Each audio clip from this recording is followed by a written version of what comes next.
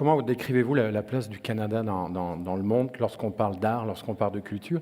Et quelles sont les forces justement de ces industries créatives montréalaises, québécoises, canadiennes, face à des géants comme les États-Unis, la Grande-Bretagne? Mais ça, c'est une belle histoire qui n'est pas assez racontée.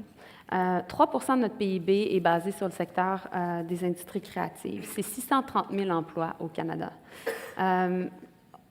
Voilà pourquoi on a investi 1,9 milliard de dollars en art et en culture.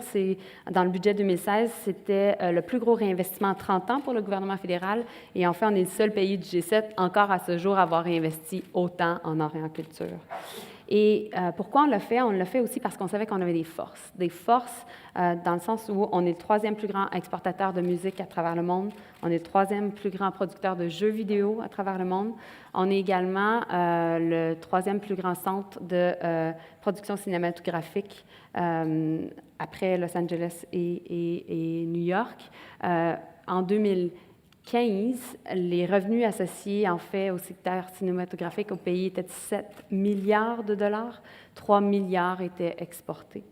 Si on regarde au niveau des nouvelles technologies, on joue un rôle de chef de file dans le développement de contenu pour les nouvelles technologies, notamment la réalité virtuelle et la réalité augmentée.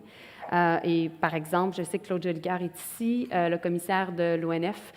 L'ONF, qui est basé à Montréal, joue un rôle extrêmement important dans le développement de contenu pour ces nouvelles technologies-là. Donc, on peut être extrêmement fier de ce qu'on est, de ce qu'on fait. Je pense que cette histoire-là, on la connaît peut-être entre nous, mais la population doit la connaître et le monde doit la connaître.